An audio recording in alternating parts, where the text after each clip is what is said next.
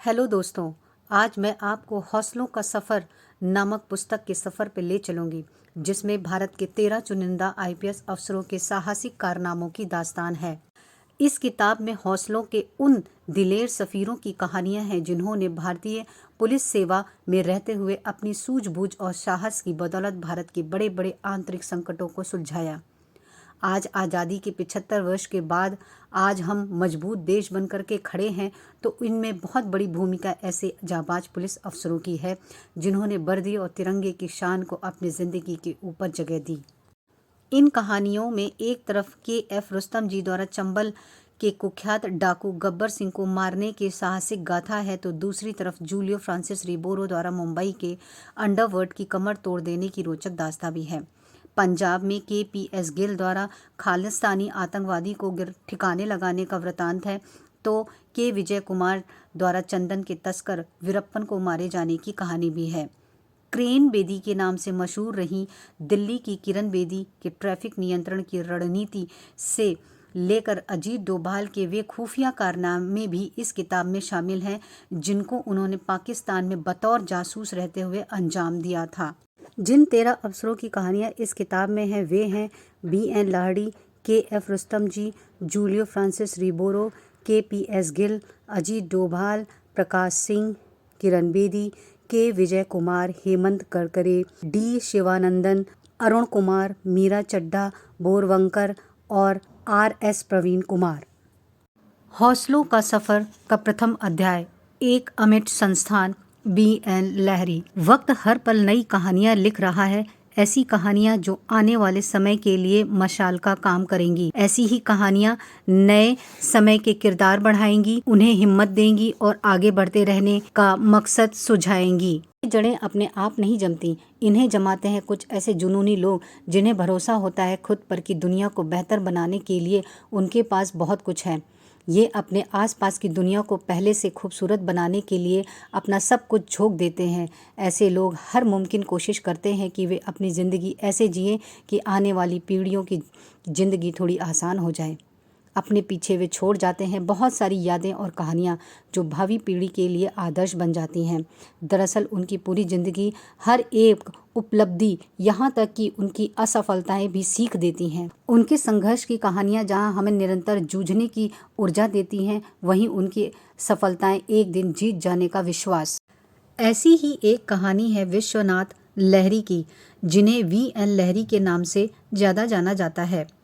ये अंग्रेजी शासनकाल के उन आला भारतीय अधिकारियों में से थे जिनके सुदृढ़ हाथों में नए नए स्वतंत्र हुए भारत की बदलती व्यवस्था ने आकार पाया था।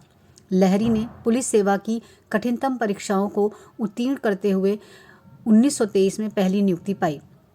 वे भारत के सबसे बड़े प्रांत यूनाइटेड प्रोविंस, वर्तमान उत्तर प्रदेश के प्रथम भारतीय इंस्पेक्टर जनरल ऑफ पुलिस नियुक्त हुए।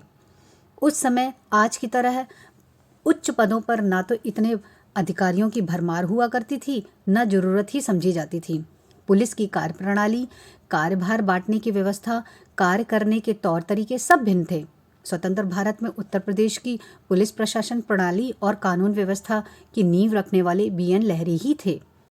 उत्तर प्रदेश के तत्कालीन मुख्यमंत्री श्री गोविंद वल्लभ पंत ने भी अनेक अवसरों पर लाहिड़ी साहब की प्रतिभा, उनकी कार्यकुशलता और उनके समर्पण को सराहा था। अब सवाल उठना लाजमी है कि आखिरकार उनमें ऐसी क्या खूबी थी जिसने उन्हें अपने तत्कालीन अधिकारियों से पृथक और विशिष्ट बनाकर के भारतीय प्रशासन और पुलिस सेवा के इतिहास में अमर कर दिया। तो जवाब है उनकी सीखने की कभी ना खत्म होने वाली भूख। हर अधिकारी अपने कार्यकाल में न जाने कितने ही लोगों से मिलता है, उनकी फरियादें सुनता है, कुछ का निवारण कर पाता है तो कुछ का जवाब उसके पास भी नहीं होता। आखिरकार हर अधिकारी तो होता इंसान ही है, गलतियां उससे भी होती हैं, पर सवाल यह है कि वह उन गलतियों पर पर्दा डालने से ज़्यादा विश्वास रखता है या फिर उनसे सीख लेकर आगे बढ़ने में। बेशक लाहिड़ी साहब दूसरी किस्म के ही इंसान थे। घटना 1934 की है। वे फर्रुखाबाद में एसपी के पद पर नियुक्त थे।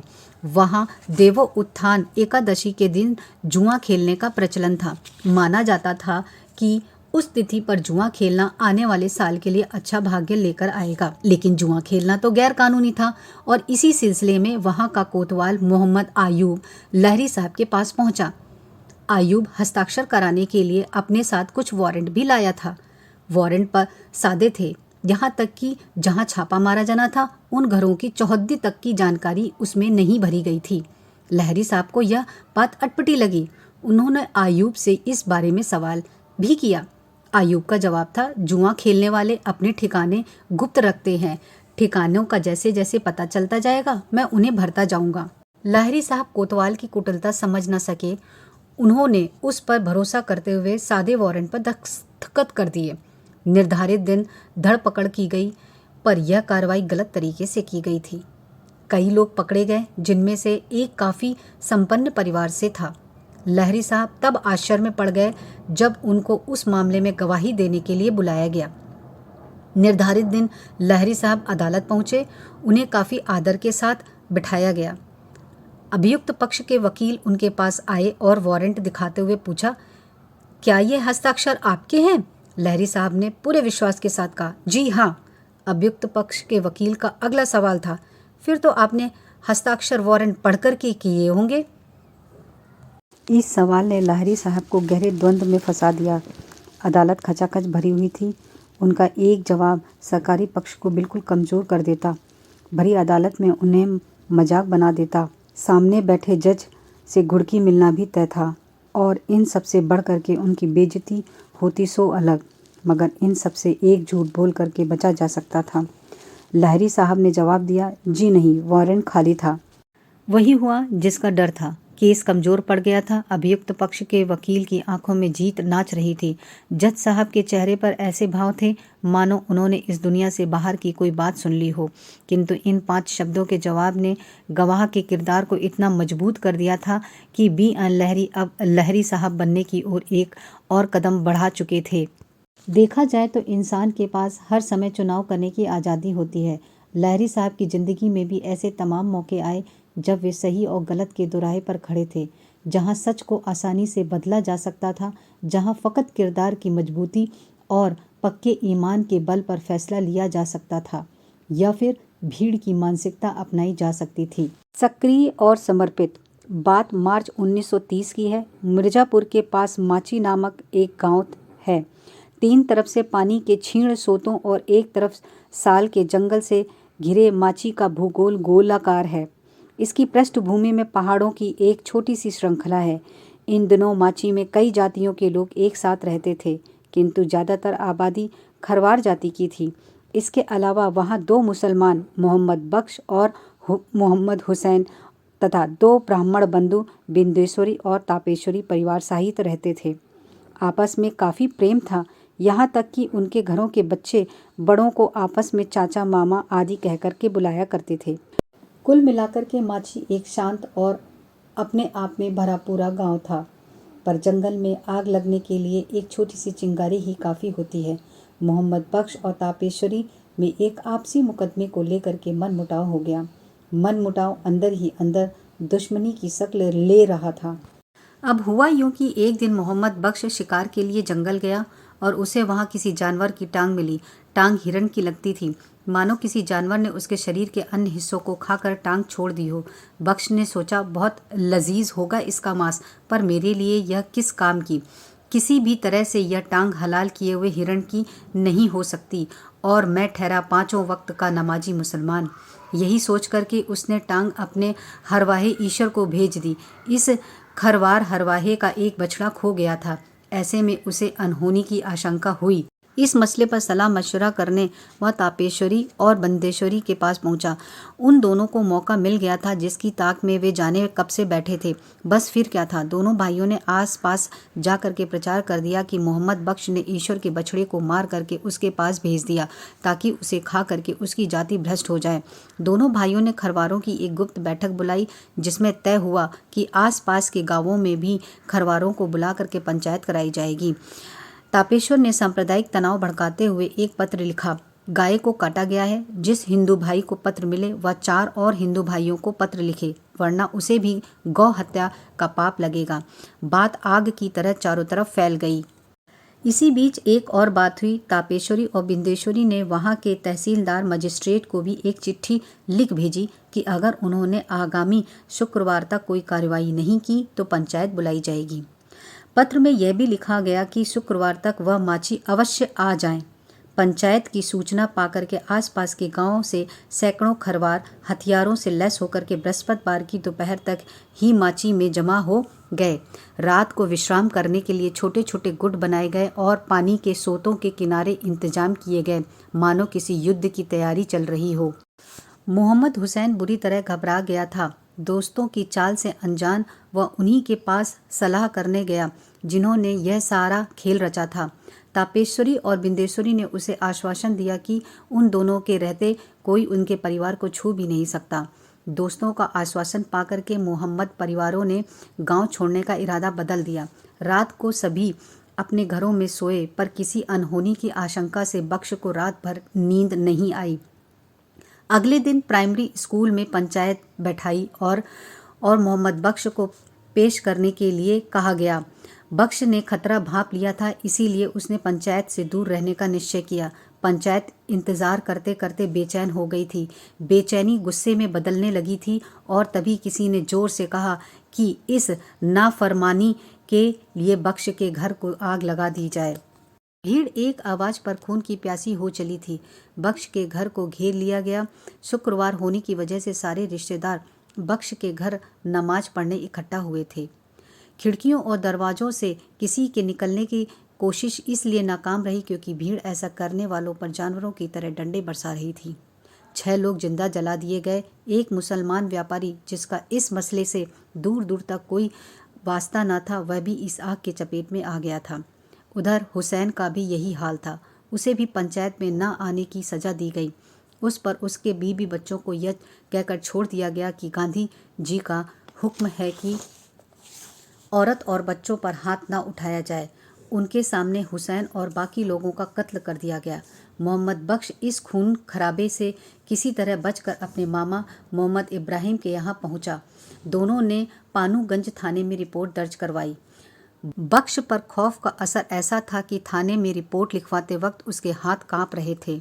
हेड कांस्टेबल ने एफआईआर दर्ज की और फौरन हेडक्वार्टर को तार भेज दिया।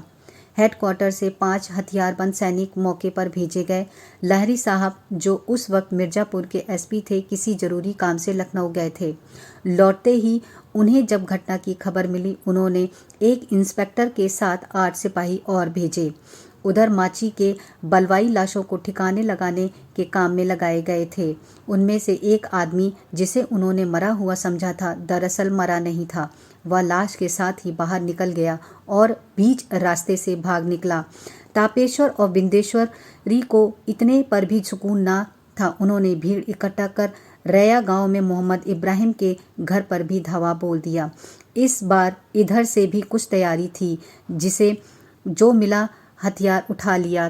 तापेश्वरी और बिंदेश्वरी को इतने पर भी सुकून न था। उन्होंने भीड़ इकट्ठा कर रैया गांव में मोहम्मद इब्राहिम के घर पर भी धावा बोल दिया। इस बार इधर से भी कुछ तैयारी थी, जिसे जो हथियार मिला उठा लिया। भयंकर घमासान मचा। एक निजी सा मनमुटाव सांप्रदायिक तनाव बनकर के कहर बरपा रहा था। मोहम्मद इब्राहिम का पक्ष कमजोर पड़ रहा था। वहां से जिंदगी अपना पाला उठाती मालूम होती थी। तभी लहरी साहब का भेजा हुआ दस्ता वहां पहुंच गया। इब्राहिम के परिवार के जो लोग बचे थे, वे खुशी के मारे रो पड़े। उन्हें उम्मीद न थी कि वे अगला सवेरा देखेंगे। कुल 70 लोग मारे गए। अगले दिन लहरी साहब पानूगंज थाना पहुंचे, जहां सारे बलवाई पकड़ कर के लाए गए थे। थाने में उन्हें मोहम्मद बख्श मिला, पर वह कुछ बात करने की हालत में नहीं था। जब लहरी साहब को बहुत कोशिश के बाद भी उससे कोई जानकारी नहीं मिली, तो उन्होंने खुद माची जाने का निश्चय किया। उस समय आज की तरह ना तो इतनी गाड़ियां होती थीं और ना ही सड़कें। ज़्यादातर रास्ते बैलगाड़ियों से या फिर पैदल तय किए जाते थे। लहरी साहब 14 मील पैदल चल कर के माची पहुँचे, लेकिन तब तक गांव खाली हो चुका था। बख्श का पूरा घर खाक हो चुका था। लहरी साहब माची का निरीक्षण कर ही रहे थे कि उन्हें रैया में हुए हत्याकांड की खबर मिली। 14 मील की थका देने वाली यात्रा के बाद वे 8 मील चलकर रैया पहुंचे।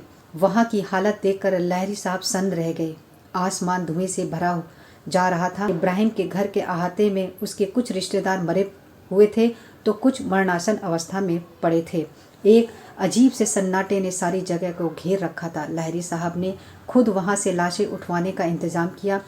हिरासत में लिए गए 70 आरोपियों की निगरानी का निरीक्षण करने के बाद अगली सुबह वह फिर माची पहुंचे। हालात का और करीबी जायजा लेकर के उन्होंने खुद पूछताछ शुरू की।